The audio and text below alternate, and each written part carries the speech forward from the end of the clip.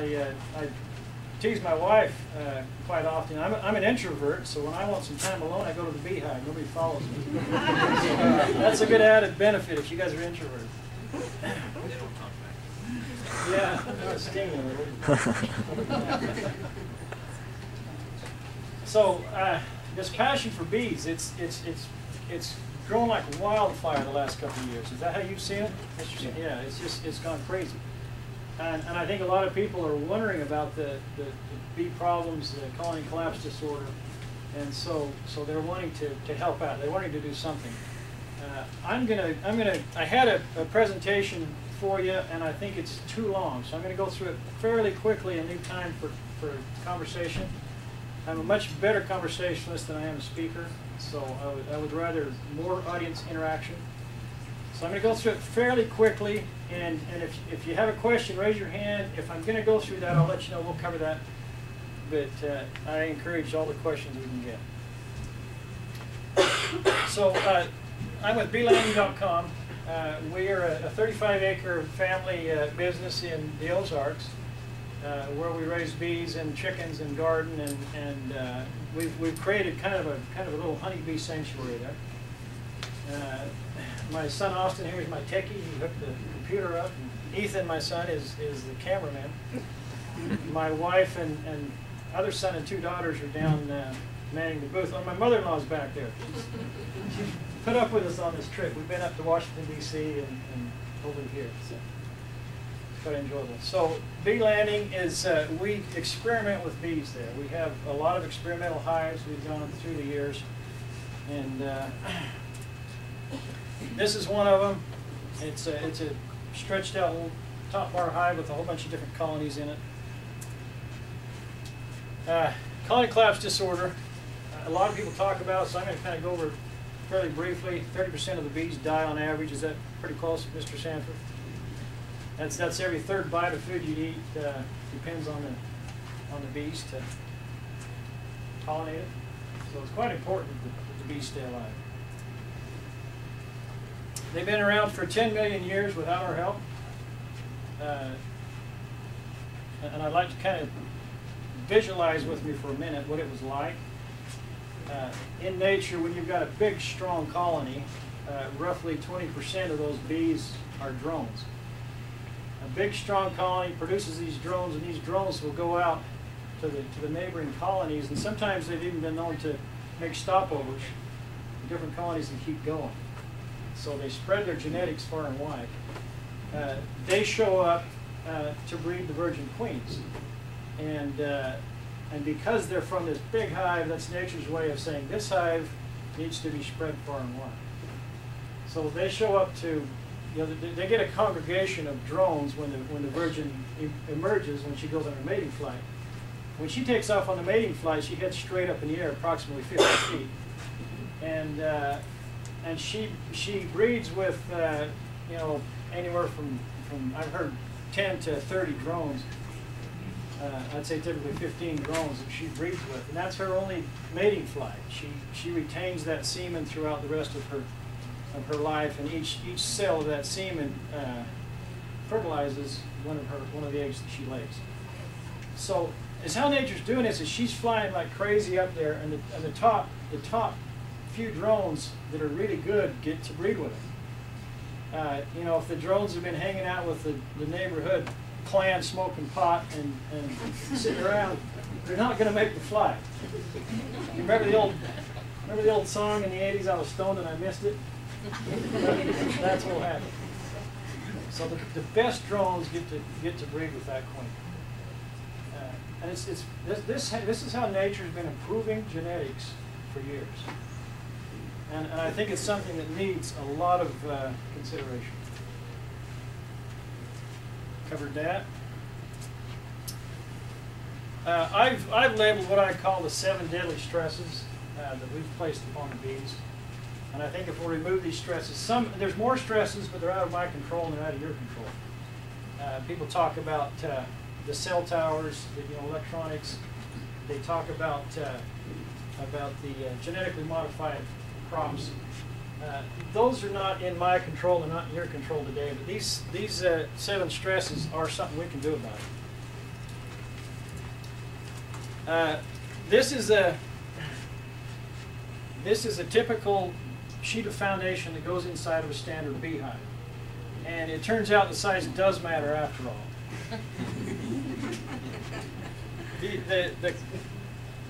If you can see the cell-shaped imprint on there, they imprint that on there, and then the bees draw that out. And then the egg that gets laid in that drawn-out cell grows to fit the cell.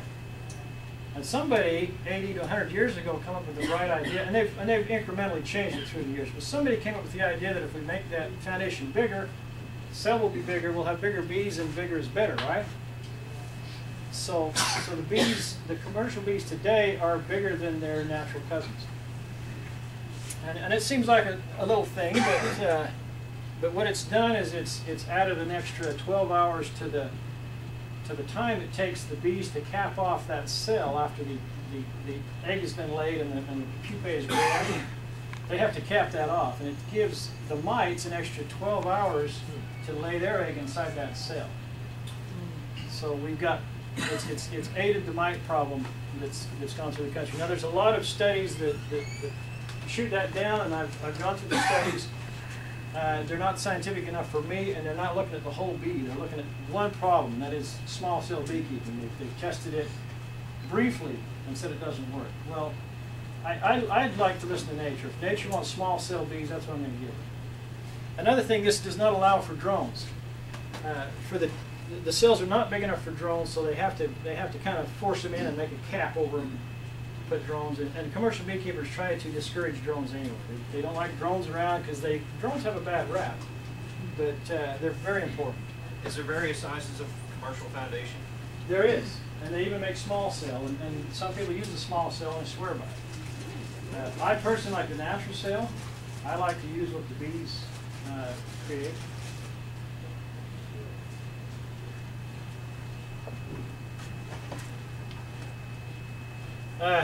They've moved the bees from a hollow log to a thin box hive. And I don't think that's a huge stressor, but it is a stressor, and I'm going to explain why.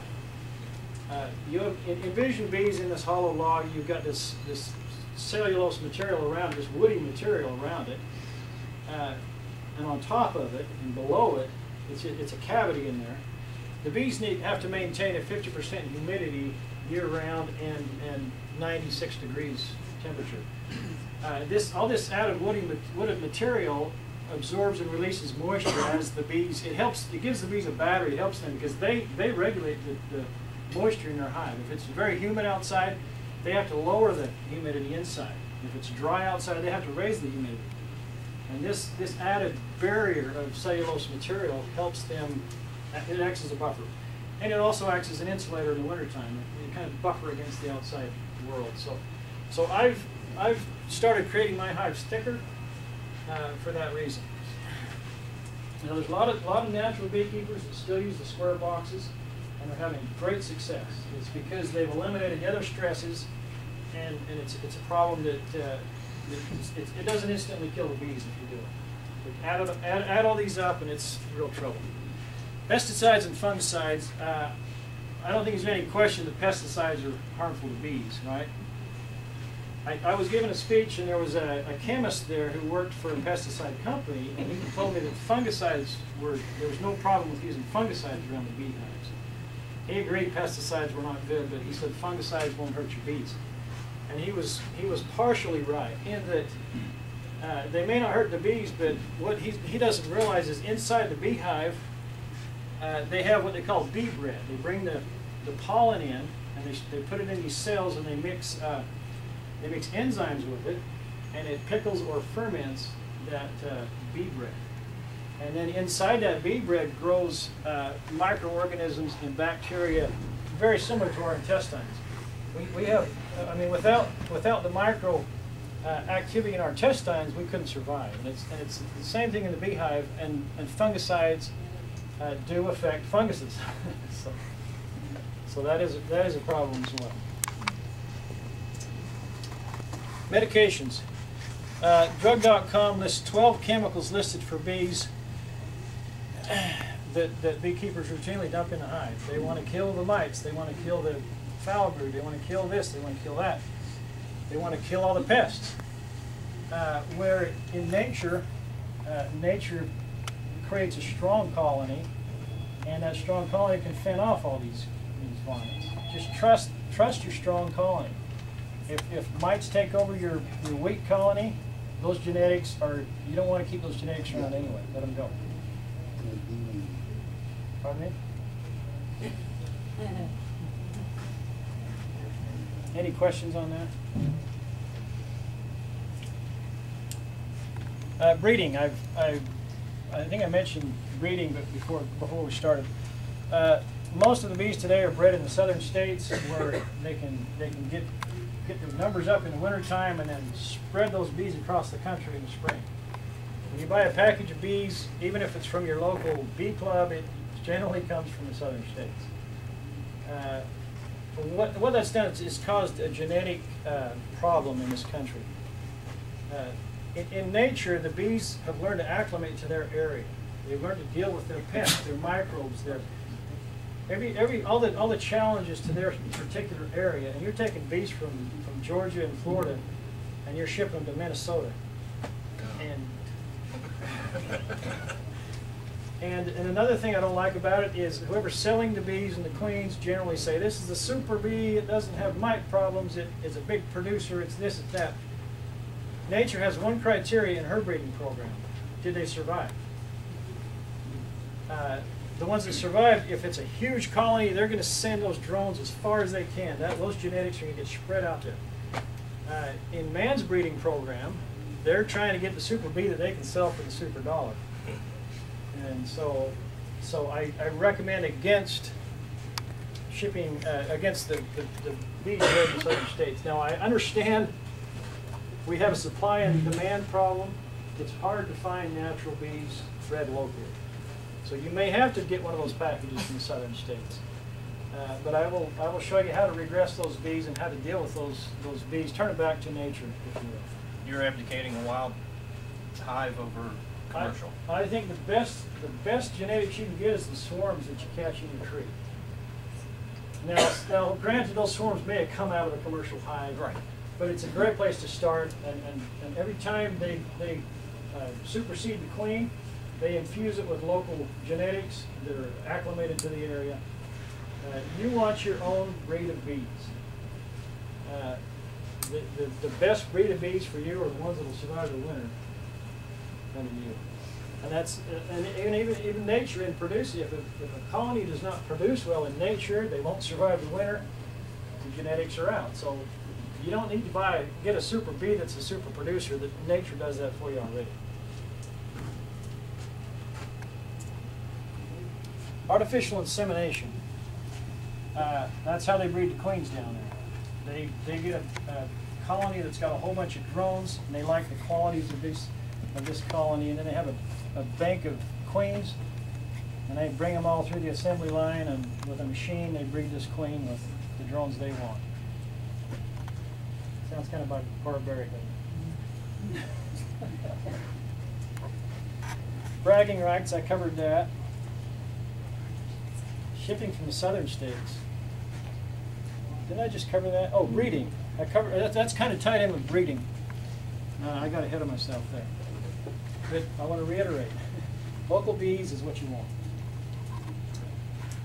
Sugar and high fructose corn syrup. It's common practice to take the honey and feed them sugar. They're in some of the big operations. They pump high fructose corn syrup into each hive. It's a massive operation.